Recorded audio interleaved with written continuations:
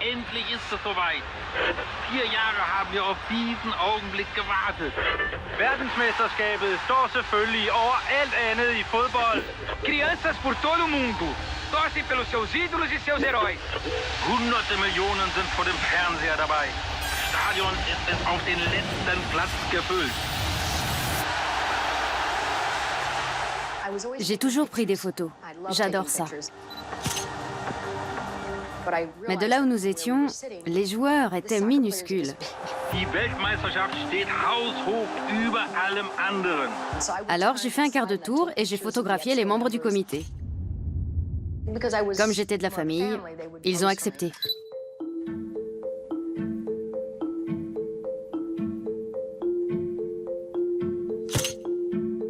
Je m'appelle Sepp Blatter. Sepp m'a demandé ce que je faisais de ces photos. C'est pour mon album.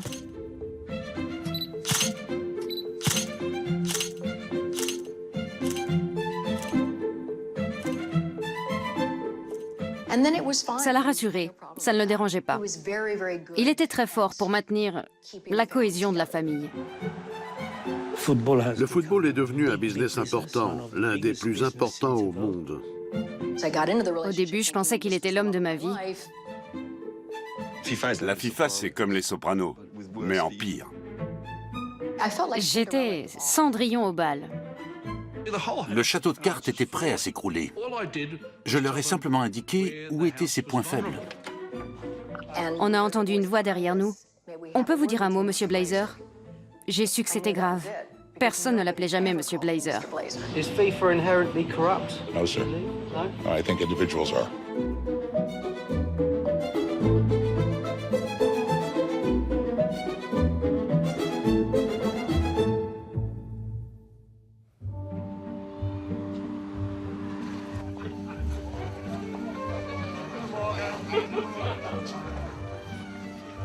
C'est une journée très particulière à Zurich. Thank you for being with us. Thank you for bidding for the World Cup. La course est lancée pour déterminer quel pays accueillera le plus grand événement sportif de la planète, la Coupe du monde de football. Le mondial de foot attire les télévisions du monde entier dans le pays hôte. Les gens font des pieds et des mains pour l'obtenir et la compétition est féroce.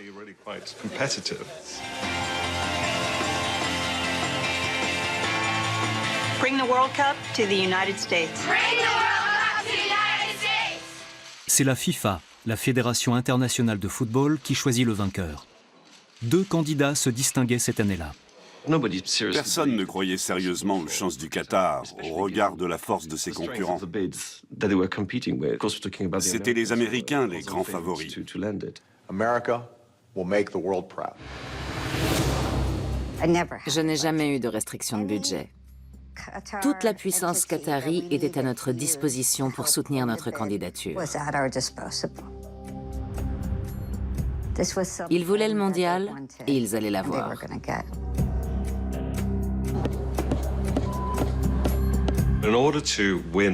Pour obtenir l'organisation de la Coupe du Monde, vous devez convaincre la majorité des 24 votants au sein du comité exécutif de la FIFA. Ce sont les dieux du football.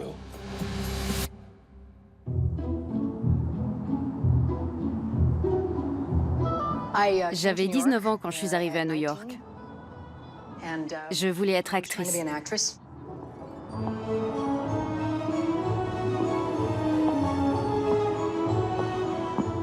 J'ai commencé par décrocher un boulot de serveuse. J'ai fait ça durant 8 ans, mais je continuais quand même à auditionner. J'ai fini par jouer dans une sitcom. Hey, oh, Charlie, Brett, just what do you think you're doing? Yeah, well, he's been playing that stupid music for hours. I didn't have much of a career. Ma carrière de mannequin ne démarrait pas non plus. Je suis un peu trop petite. Mais un jour, j'ai décroché un shooting en bikini et le photographe était un ami de Chuck. Il était absolument charmant et intelligent et il semblait s'intéresser à moi. Ça me plaisait beaucoup.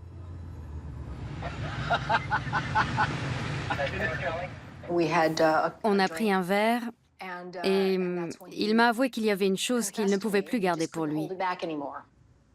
J'étais l'amour de sa vie. Je suis tombée des nues. Il était marié et moi j'étais en couple. Mais il était irrésistible.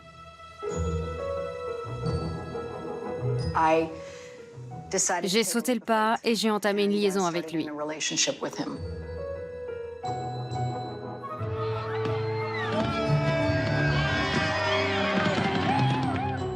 Ça n'a pas duré longtemps. Et ça s'est mal terminé.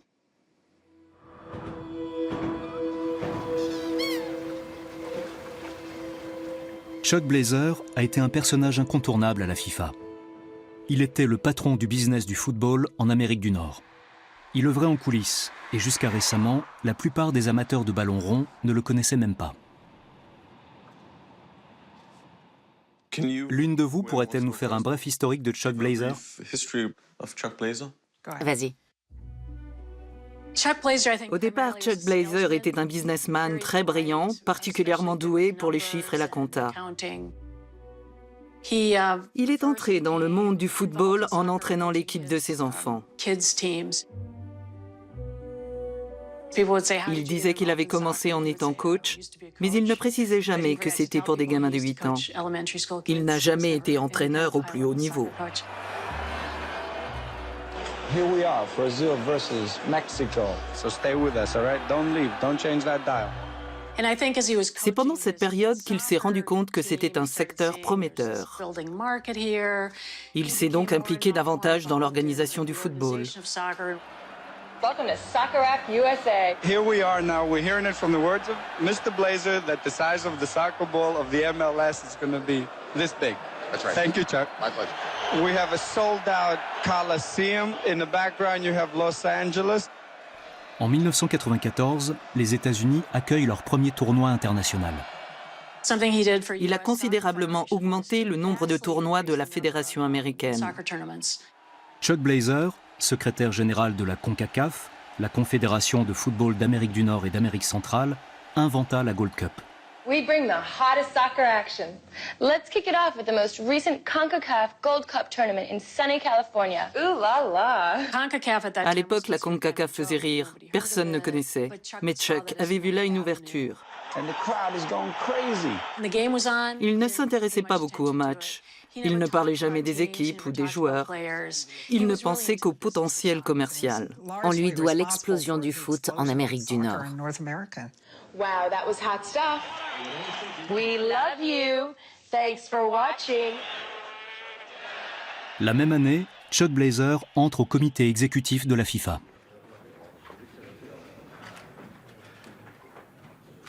Les autres membres considéraient les Américains comme des... entrepreneurs. Oui, des pros du marketing qui savent commercialiser le sport. C'est sans doute ce qu'ils ont vu chez lui. Qui est au comité exécutif et quel est son rôle? C'est comme un conseil d'administration. Les membres sont élus par chaque confédération et forment un groupe de 24 personnes qui gèrent tous les aspects du football. Tous les pontes de l'univers du ballon rond le traitaient royalement, notamment ceux qui voulaient organiser la Coupe du Monde chez eux.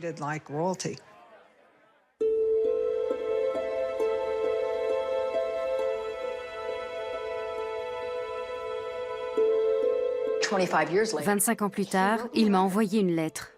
Une vraie lettre, avec un timbre et tout. J'étais sidérée, personne ne fait ça. Il y racontait les 20 dernières années de sa vie. Il disait qu'il dînait avec des têtes couronnées et qu'il était secrétaire général de la CONCACAF. Je ne savais pas ce que c'était. Je lui ai répondu que j'étais désolée qu'il ne soit que secrétaire. Mais en fait, non, il était secrétaire comme à l'ONU. Alors je lui ai écrit que c'était merveilleux et que je le félicitais. Il m'a dit qu'il voulait m'inviter à déjeuner quand il serait de retour en ville. Un déjeuner, ça n'engage à rien.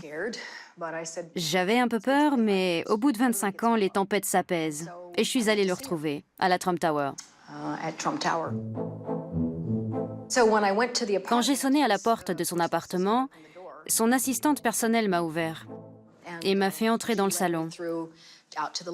J'ai regardé autour de moi Je me demandais où il était, et puis je l'ai vu dans le coin, enveloppé dans une robe de chambre en velours, recroquevillé sur lui-même, prostré.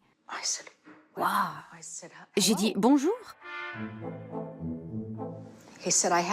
Il avait quelque chose à me dire, qu'il était amoureux de moi depuis plus de 25 ans, qu'il ne m'avait jamais oublié, qu'il pleurait chaque fois qu'il passait devant mon appartement, qu'il ne s'en remettait pas, et qu'il avait gravé pour moi un CD de chansons qui me ferait comprendre ses sentiments. Et il a appuyé sur play.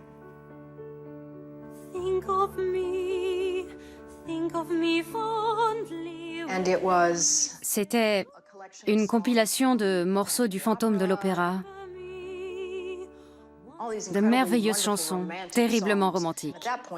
J'étais en larmes parce que je savais qu'il s'était donné beaucoup de mal. Il m'a dit « Je t'en prie, reviens auprès de moi. Je t'en prie, je t'aimerai, je prendrai soin de toi. Je m'occuperai de tes enfants comme si c'était les miens. Laisse-nous retrouver le bonheur. » Le timing et le cadre étaient parfaits. J'ai craqué et nous avons repris notre relation.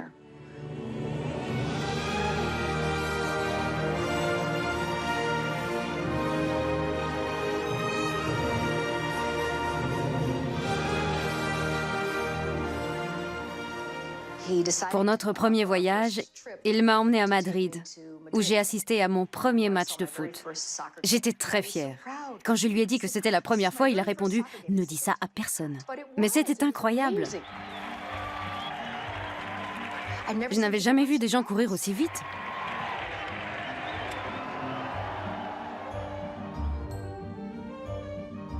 Quand il m'a expliqué qu'on serait traités comme des rois, je n'ai pas vraiment compris. Je ne connaissais pas la FIFA. Je disais FIFA à l'anglaise. Au début, ces messieurs étaient réservés. Ils attendaient de voir. Parce que les femmes défilaient avec Chuck. Mais moi, je me suis éclatée. Ils étaient très drôles. Des personnages importants, mais toujours prêts à rigoler.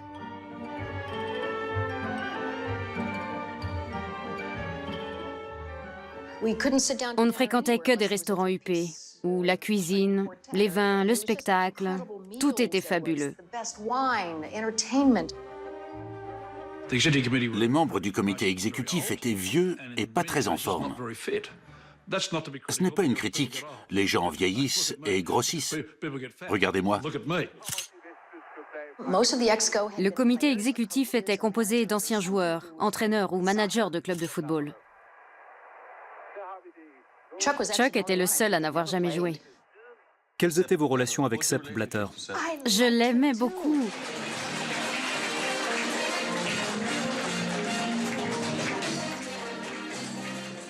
Je le trouvais charmant et il était toujours très gentil avec moi. Il me faisait penser à un Benny Hill suisse. Il avait toujours une petite étincelle qui brillait dans l'œil. C'était un peu un grand-père.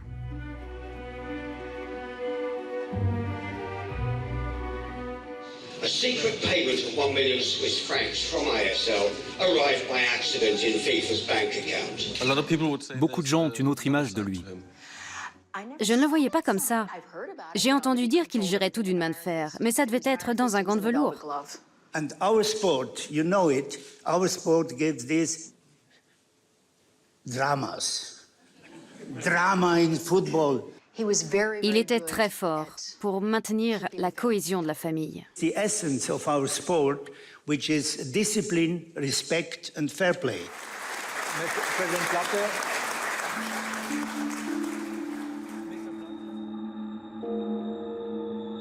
Is FIFA inherently corrupt? No, sir. No? I think individuals are. Au moins 2 fois par an, les membres du comité et leurs femmes se rendaient en Suisse. Ils étaient accueillis au siège ultramoderne de la FIFA, dans une salle de conférence du 3e sous-sol. En général, on volait avec Swissair, c'était top. Chuck restait éveillé durant tout le voyage et allait directement au siège de la FIFA. Le comité se consacrait à faire connaître le foot dans le monde, à repérer des pays qui avaient besoin de soutien.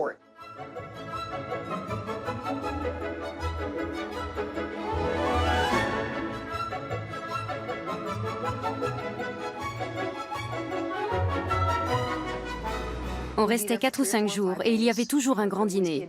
Tout était impeccable. On descendait dans un palace où il y avait le meilleur muesli que j'ai jamais mangé et Chuck me disait de prendre tout ce que je voulais. C'était la FIFA qui payait. Ils avaient une sorte de caisse qui réglait l'hôtel pour tous les membres. À Zurich, il allait chaque fois chercher 20 000 $. Il les divisait en deux et prélevait 100 $ sur chaque liasse pour qu'elle fasse 9 900, ce qui est légal. On en transportait une chacun. C'était systématique. D'où venaient ces espèces? De la FIFA, de son service financier. Est-ce que tous les membres du comité allaient chercher de l'argent à la FIFA? Oh oui, tout le monde le faisait. C'était le dernier arrêt avant l'aéroport. Vous alliez chercher votre enveloppe.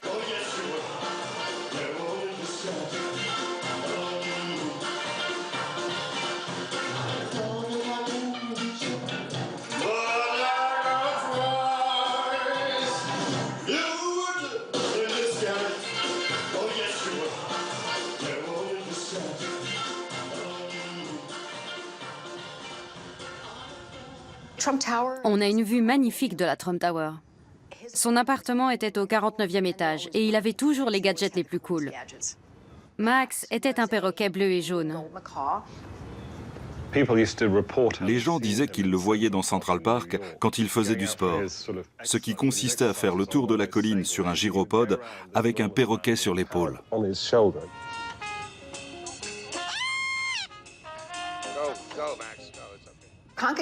Le siège de la CONCACAF occupait tout le 17e étage de la Trump Tower. Chuck avait fait construire une volière de 150 000 $ dans son bureau. Le sol était en marbre, les parois en verre, surplombant Central Park et la 5e avenue. Max avait sa propre télé à écran plat réglée sur une chaîne animalière.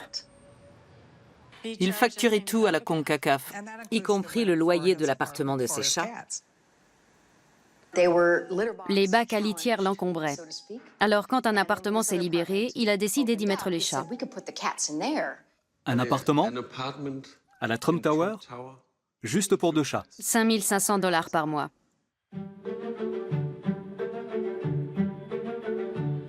Chaque membre du comité exécutif rend visite à tous les pays candidats, afin de trouver le meilleur hôte pour le mondial.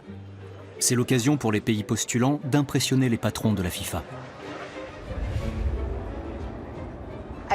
Je suis allée en Russie. C'était incroyable, le jour où Chuck a rencontré Poutine. Tous ses ministres étaient massés dans le couloir et on leur a demandé de s'écarter à l'arrivée de Chuck.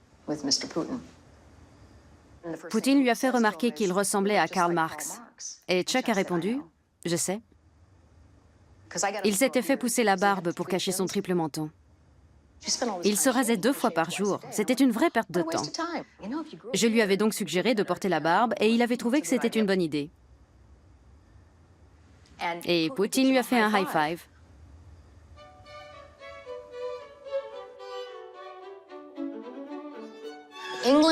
En Angleterre, on est juste allé à Londres. J'ai rencontré la reine Elisabeth. Elle a été super.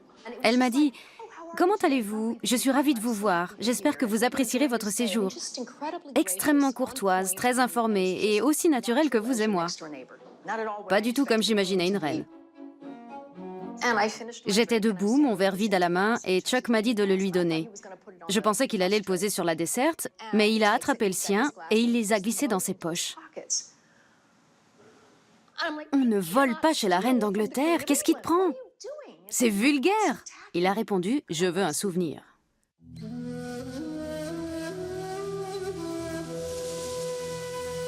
Je connaissais déjà le Qatar. Je ne m'y étais jamais sentie à l'aise. À l'étranger, j'aime bien aller me promener en ville quand je me lève. À Doha, c'est impossible. Il fait 50 degrés dehors.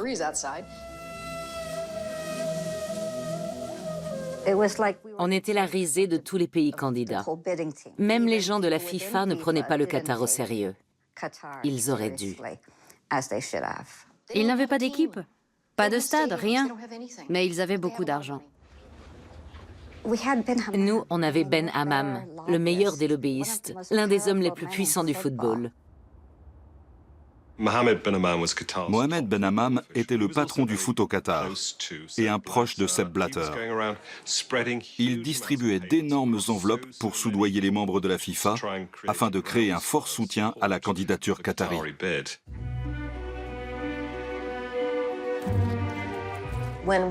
Quand on est allé chez Mohamed, les hommes et les femmes étaient séparés. Les femmes ont été expédiées au quartier des femmes, à l'étage. On a bu du thé à la menthe, puis on est redescendu pour manger, à part.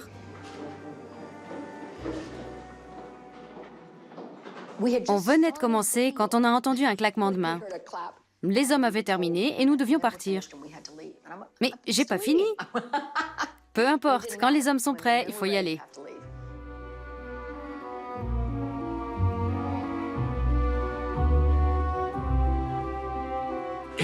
Tout le monde souhaitait remporter la compétition, gagner de l'argent, gagner en réputation, en reconnaissance. Et tous les moyens étaient bons.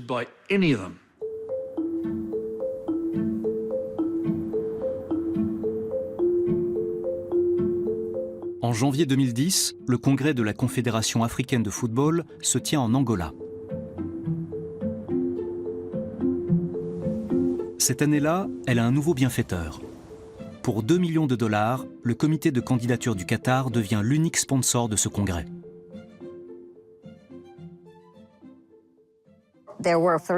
Les voix de 3 membres du comité exécutif étaient en jeu.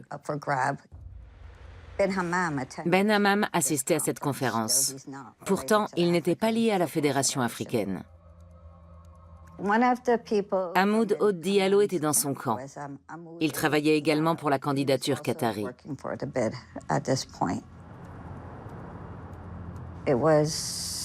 Il était tard, environ 11 heures du soir, quand mon patron m'a appelé pour que je vienne traduire.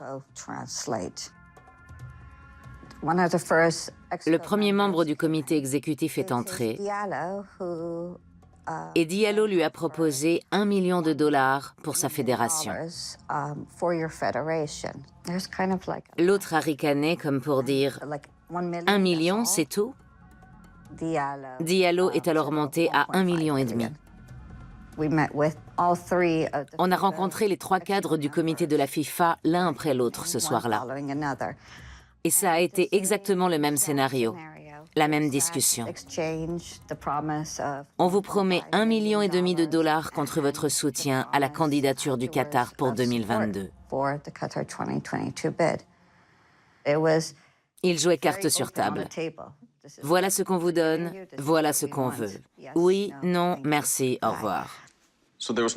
Il n'y avait donc aucun doute pour vous, c'était un échange. 1,5 million de dollars pour un vote. On était sûr d'avoir les voix de ces 3 membres.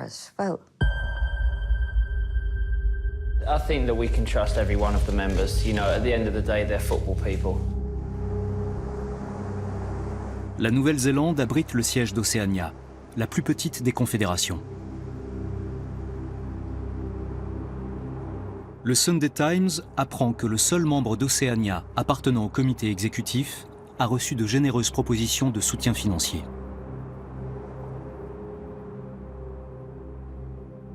Deux informations inofficielles sur des irrégularités dans le processus nous sont parvenues. Certains offraient des récompenses contre des votes. On est allé voir des gens qui avaient fait partie du comité exécutif lors de précédentes attributions du mondial. Tous nous ont dit qu'il n'y avait qu'une seule façon de l'emporter, payer des dessous de table.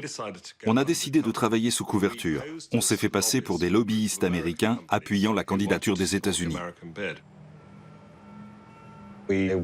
Dans le cadre de cette enquête, on a rencontré Reynald Temari, qui représentait l'Océanie au comité exécutif de la FIFA.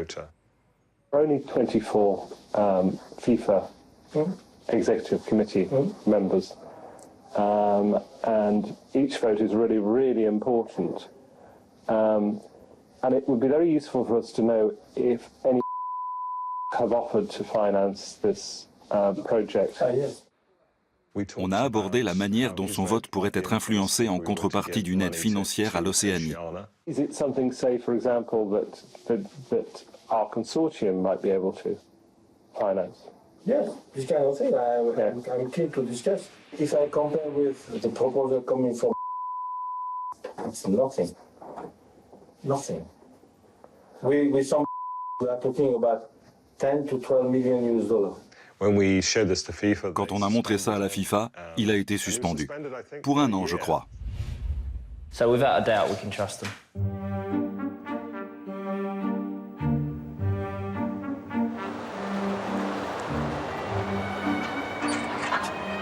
Une semaine avant le vote, Michel Platini reçoit un courrier peu ordinaire. Une invitation à déjeuner à l'Élysée. Il est alors président de l'UEFA, la Confédération européenne, et son soutien est capital pour l'attribution du mondial.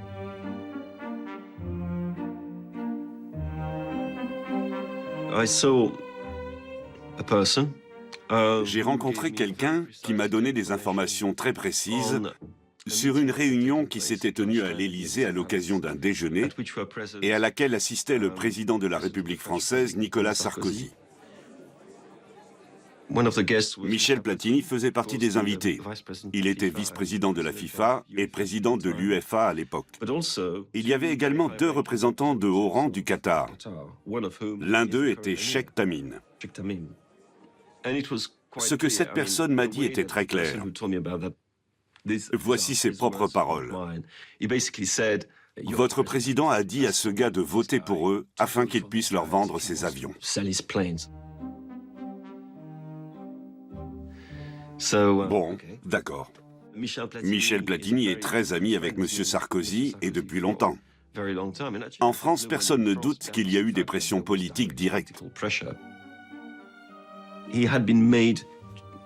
On lui a fait comprendre que ce serait une excellente idée de voter pour eux plutôt que pour les Américains, à qui il avait pourtant promis sa voix.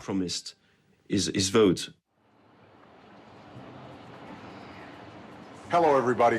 I want to thank President Blatter and all the members of the FIFA Executive Committee for allowing me to speak with you today. Together, you've given the American people an extraordinary opportunity to welcome the world to our shores as host of the 2022 FIFA World Cup. On n'avait pas eu de Coupe du Monde depuis les années 90. C'était notre tour.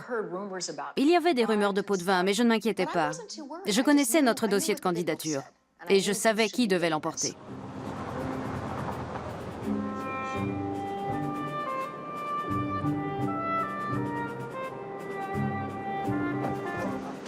Le 2 décembre 2010. Vous vous en souvenez? Une de mes journées les plus chargées à la FIFA.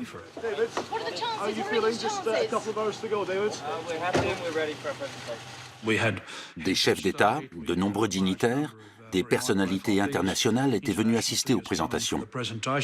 Tous les pays candidats voulaient donner la meilleure image d'eux-mêmes.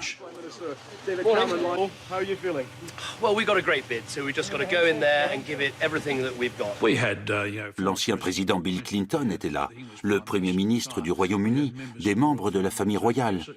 On était très sollicités, c'était très haut en couleur et très médiatisé. Chaque délégation faisait des messes basses dans son coin. Tout le monde était nerveux. Est-ce qu'on a des chances? Tu crois qu'on va gagner? Quelqu'un de la FIFA m'a dit d'aller voir Platini, qui discutait avec Zidane, pour lui demander de quitter la salle, car le comité suivant devait préparer son intervention. Il n'a pas du tout apprécié qu'on lui demande de sortir. Il m'a toisé d'un air arrogant et très agressif. Zinedine Zidane était ambassadeur pour le Qatar. La Sheikha du Qatar a prononcé le dernier discours. Elle était impressionnante.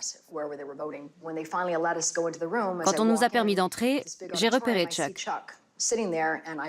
Il n'avait pas l'air content. C'était mauvais signe. J'avais mon appareil et j'ai pris cette photo. Je suis passée devant lui, je n'avais pas le droit de lui parler. On m'a accompagnée au siège réservé aux épouses. La cérémonie commence. Sepp ouvre l'enveloppe. Katar, das ist natürlich eine Riesenüberraschung. Man hört die Explosion förmlich weltweit. Das ist eine Riesenüberraschung. Les Qataris ont sauté de joie. Le reste du public était sous le choc. Des tas de rumeurs de corruption avaient circulé avant le vote. Mais personne n'avait envisagé une telle issue. Pourquoi une personne saine d'esprit choisirait-elle le Qatar? Bill Clinton était venu à Zurich pour le vote. De retour à son hôtel, il a fracassé le miroir de sa chambre avec un cendrier. Michel Platini, comme il me l'a confirmé plus tard, avait à l'origine dit aux Américains qu'il appuierait leur candidature. Comme Franz Beckenbauer, c'était un footballeur de légende. Le football n'avait aucun secret pour eux. Il paraissait inconcevable qu'une telle autorité en la matière souhaite que le mondial se tienne dans un pays au climat aussi torride que le Qatar. On peut penser que Platini devait avoir une autre raison pour leur donner sa voix. Les gros problèmes de la FIFA ont commencé à ce moment-là, à cause de cette décision.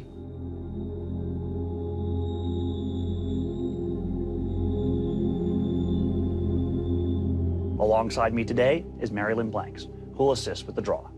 Thank you, Idolo. The preliminary round and group stage of the Champions League produced 63 hard-fought games between 24 teams from 13 different countries throughout the CONCACAF region. Avec le temps, notre relation s'était dégradée.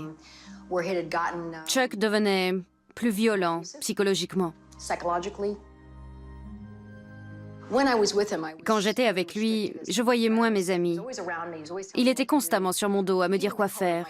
La couleur de mes cheveux, le genre de vêtements que je portais, il contrôlait tout. Alors quand je me retrouvais seule, je ne savais plus quoi mettre. J'en étais presque au point où je dépendais de lui pour tout. Je me suis demandé comment j'en étais arrivée là. Marilyn, please pull a ball from the group winner's pot.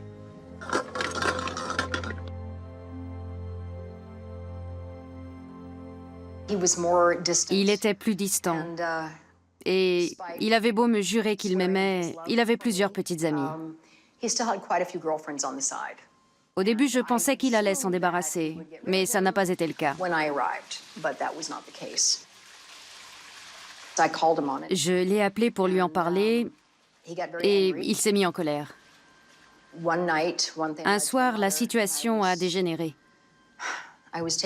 Pendant que je prenais un bain, il a essayé de défoncer la porte. J'ai paniqué. J'étais terrifiée parce qu'il m'avait déjà battue auparavant. Mais je voulais sauver notre couple. J'y croyais.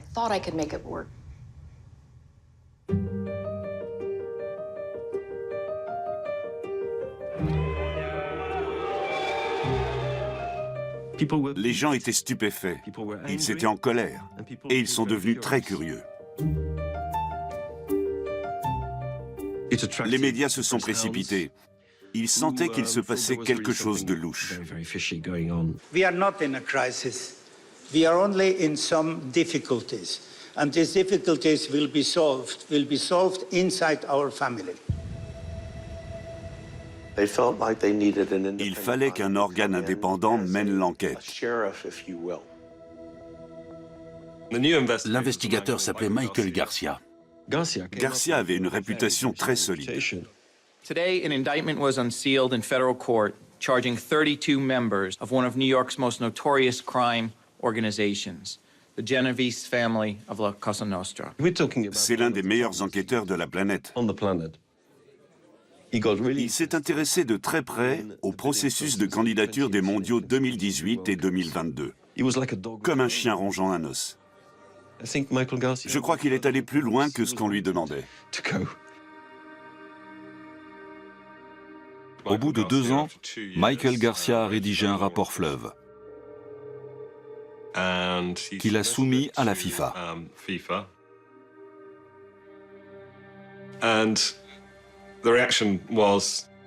Et leur réaction a été de le soustraire à tous les regards. Wir wissen als Profis, wie wir diesen Bericht aufbewahren, sodass nicht zugänglich ist. Le comité exécutif a décidé de ne pas le publier. Ils n'avaient aucun intérêt à diffuser un rapport rempli d'allégations contre eux. C'est pour ça qu'ils ne l'ont pas fait. This is, I believe, a very comprehensive report. It's a very detailed report. The more that is public, and the more that people can see what is done and agree with what was done or disagree with what was done, then those issues can be resolved and the organization can move on. Il a fallu exercer des pressions considérables sur la FIFA pour qu'elle décide de publier une version courte du rapport. Blatter la faisait circuler en disant à tout le monde qu'elle était excellente, parce qu'elle lavait le Qatar de tout soupçon. Dès que Garcia a eu cette synthèse en main, il a claqué la porte. Il ne voulait plus rien avoir à faire avec ces gens. C'était une catastrophe pour la FIFA.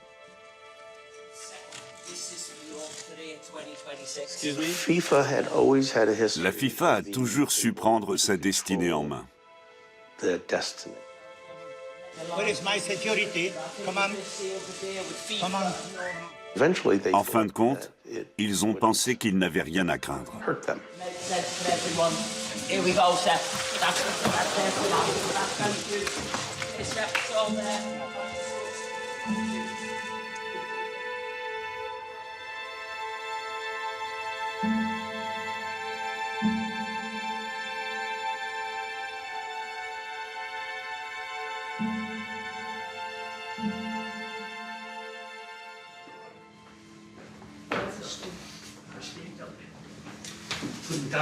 Bonjour.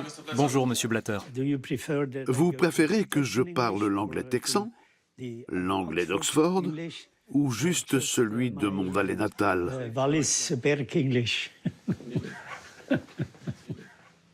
Au moment d'ouvrir l'enveloppe, vous saviez que le Qatar avait gagné?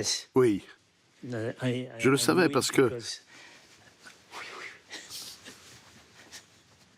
si la décision avait été différente, nous n'aurions pas eu tous ces problèmes. Après l'intervention du président français, la situation a changé. Michel Platini vous en avait informé. Vous a-t-il expliqué pourquoi Nicolas Sarkozy lui aurait demandé de voter pour le Qatar? Non.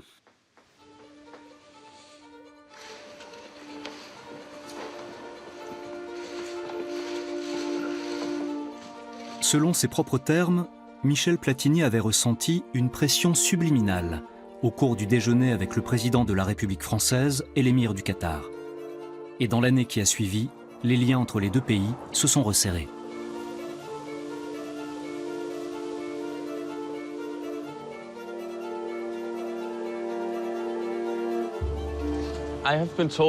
Il paraît que les Qataris auraient dit à Sarkozy que s'il voulait leur vendre ses avions, ce gars devait voter pour eux.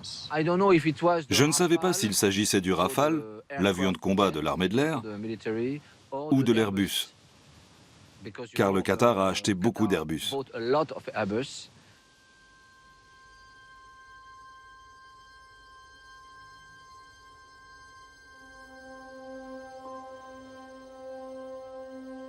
Finalement, ils ont acheté les deux.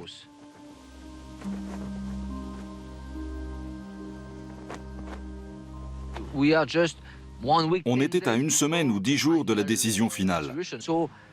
Toute la famille était réunie au palais de l'Élysée.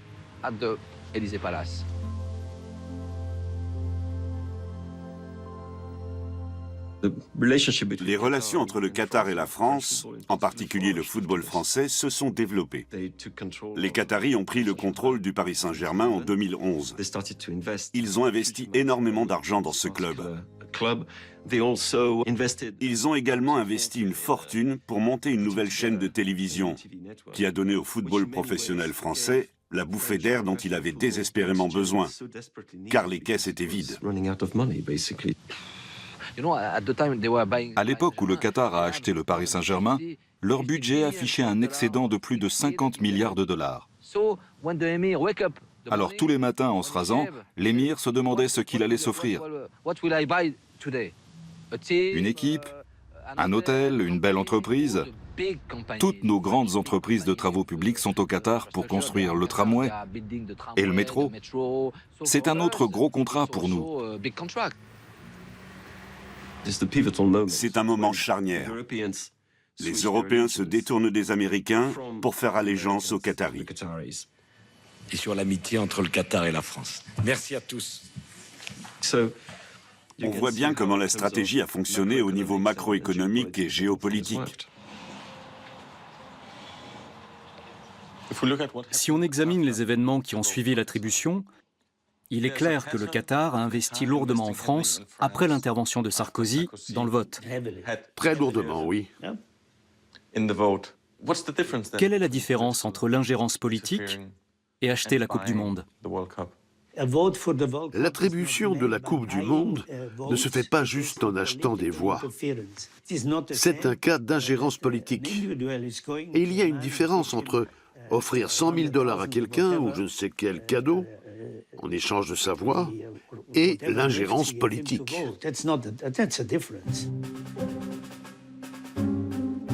The Sunday Times is now alleging it has evidence beyond doubt that proves Qatar bribed its way to winning the right to stage the tournament in 2022. Millions of secret documents leaked to the Sunday Times. Bank statements, letters, emails by Mohammed bin Hammam. To buy support and influence with football officials around the world. Ces documents montrent que Ben Hammam a soudoyé Temari pour s'assurer que la majorité des voix aille au Qatar.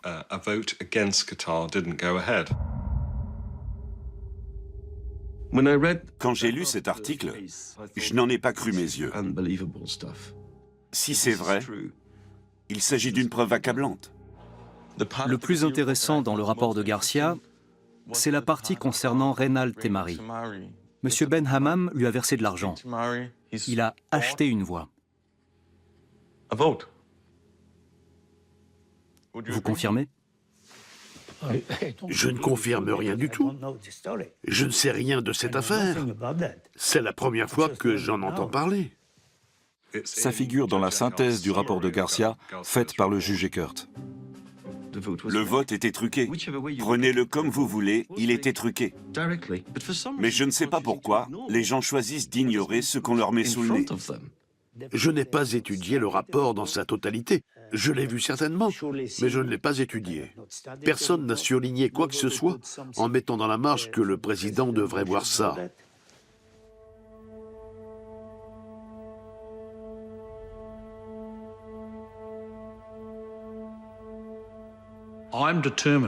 À ce stade, je me demandais si je devais rester à la FIFA. J'étais préoccupé par les problèmes endémiques et la vulnérabilité à la corruption au sein de l'organisation. Dans mon intérêt professionnel, j'ai évalué les membres du comité exécutif de l'époque à l'aune de leur intégrité.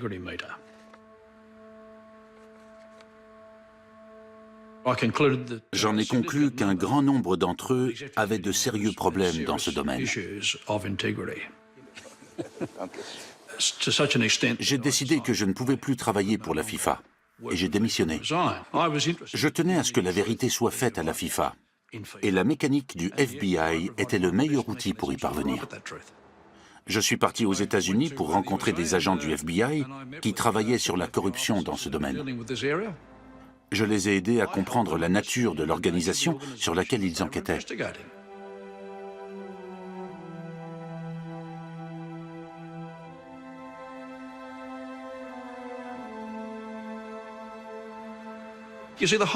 Le château de cartes était prêt à s'écrouler. Je leur ai simplement indiqué où étaient ses points faibles.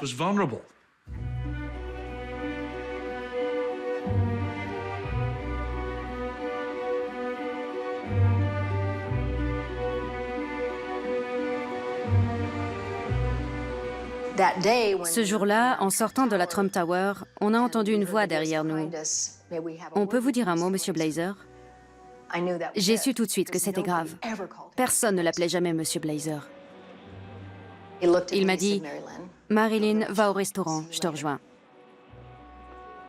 Ils l'ont emmené dans l'atrium où ils ont conclu un accord. Il est arrivé 45 minutes plus tard et on a dîné dans une atmosphère très tendue. Ensuite, on est rentré et une fois arrivé chez lui, il m'a dit qu'il l'avait coincé en vertu de RICO. RICO? Ça me dit quelque chose. C'est pas la loi sur la pègre et la corruption? Exactement. Ça veut dire que t'es un escroc? Il a dit oui. Chuck n'avait pas payé ses impôts depuis des années. J'ai paniqué. Comment ça, tu n'as pas payé tes impôts? Tout le monde paye des impôts. Il avait réussi à passer sous le radar. Il n'était pas salarié par la CONCACAF. Il fraudait en faisant faire les chèques à l'ordre de son compte offshore. Il ne déclarait jamais rien au fisc. Chuck Blazer prenait 10% sur tout ce qu'il négociait. Et quand le FBI a commencé à enquêter sur la FIFA, il était le maillon faible. Il avait le choix entre passer le reste de sa vie en prison ou coopérer. Il devait porter un micro et rencontrer plusieurs personnes ou leur téléphoner. Les téléphones étaient sur écoute. Il devait leur soutirer des révélations sur les dessous de table. Je l'ai supplié de ne pas le faire. Trouve un autre moyen, ne leur fais pas ça.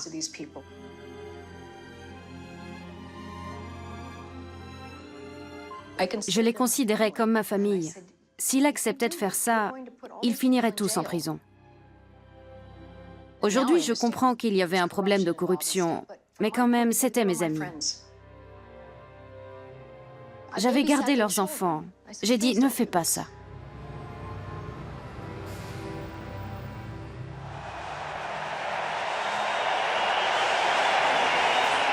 I declare open the Games of London.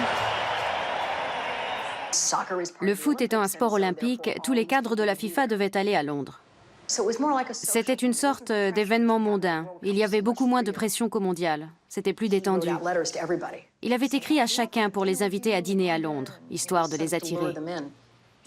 C'était un chic type. Il aimait la vie, il aimait la bonne cuisine, il aimait les femmes. Chuck était le meilleur ami de tout le monde et avait accès à tout le monde. Il faisait partie du comité exécutif.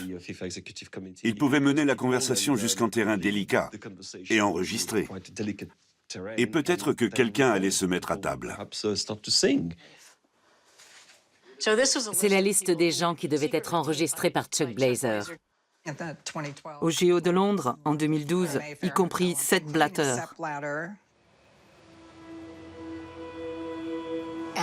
C'était du tout cuit pour le FBI. Et ça a démarré. Il les rejoignait dans une camionnette. Et c'est là qu'il l'équipait.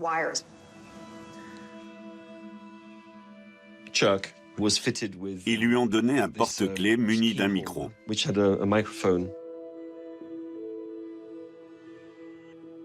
Il devait le jeter sur la table quand il dînait avec des gens. Il a dit, c'est tellement prolo, jamais je ne ferai ça.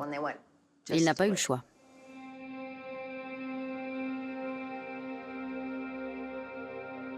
Il était devenu un agent secret. Il avait un micro espion. Lors de plusieurs réunions, il les a enregistrés avec son porte-clés posé sur la table ou sur le bar.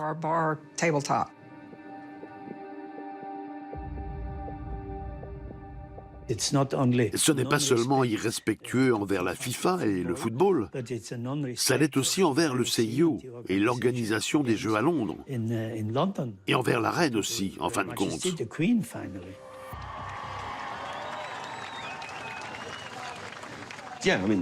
La FIFA, c'est comme les Sopranos, mais en pire. Alors le FBI a utilisé sa technique habituelle. Je ne savais pas comment m'en sortir. Quand il est parti 6 semaines pour les Jeux Olympiques, j'ai pu respirer un peu.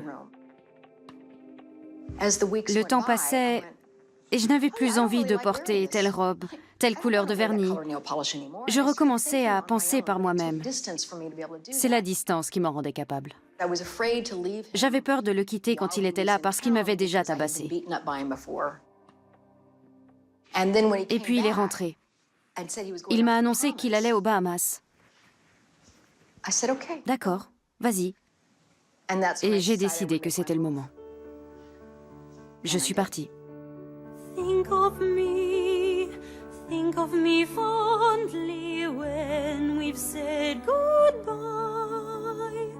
Remember me once in a while, please promise me you'll try. 6 top football officials have been arrested over corruption charges at football's world governing body, FIFA. Allegations of payoffs to the officials who decided where to hold the next 2 Soccer World Cup. One U.S. official, Charles Blazer, reportedly wore an undercover wire. Le 27 mai 2015 a été un séisme pour moi. Comme si une bombe m'était tombée dessus.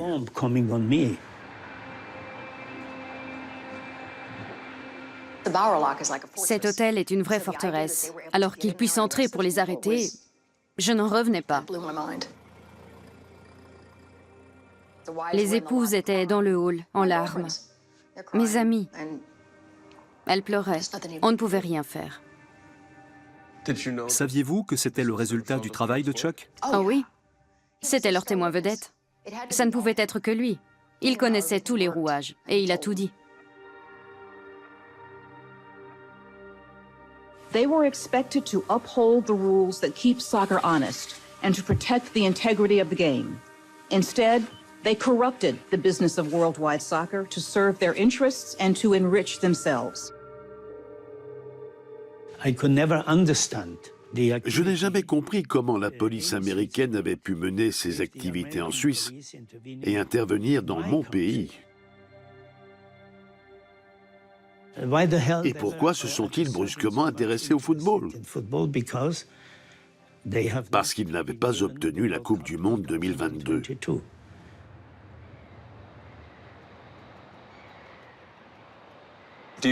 Pensez-vous que le Qatar doive conserver le mondial?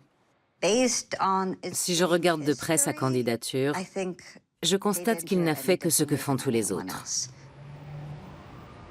Après sa mission d'informateur du FBI, Chuck Blazer comparaît au tribunal. Dans ses aveux, il décrit comment des membres du comité exécutif ont été soudoyés pour sélectionner la France et l'Afrique du Sud comme hôtes des Coupes du Monde 1998 et 2010. Peu après, Der Spiegel révèle de quelle façon le mondial 2006 a été attribué à l'Allemagne. On sait aujourd'hui qu'il y a eu des dessous de table pour l'Allemagne en 2006. Ce n'est pas le Qatar qui a établi les règles. Je crois que c'est la FIFA. Le Qatar a simplement joué le jeu. Au début, il y a plus de 100 ans, la FIFA était composée d'un petit nombre de bénévoles qui adoraient le foot. Ce n'est que dans les 15 dernières années qu'elle a commencé à brasser des sommes colossales.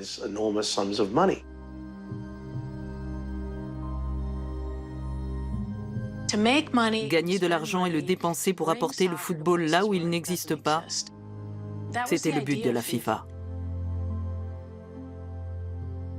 Verdens mest magtfulde fodboldboss, nemlig FIFA-præsident Sepp Blatter, blev i dag suspenderet af FIFAs egen etiske komité. Quand ils ont vu arriver des centaines de millions, des milliards de dollars, ils ont été obnubilés par l'appât du gain.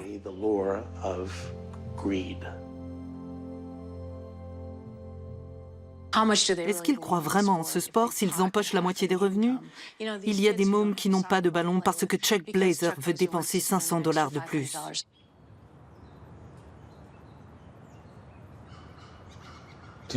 Est-ce que vous avez des regrets? Je ne regrette pas l'aventure. C'était un honneur de vivre ces moments. Je les chérirai toujours. Je n'ai aucun regret. J'aurais juste voulu être avec un homme meilleur. Au début, je pensais qu'il était l'homme de ma vie et que j'allais reconstruire notre histoire d'amour. Je me trompais. J'étais juste un accessoire.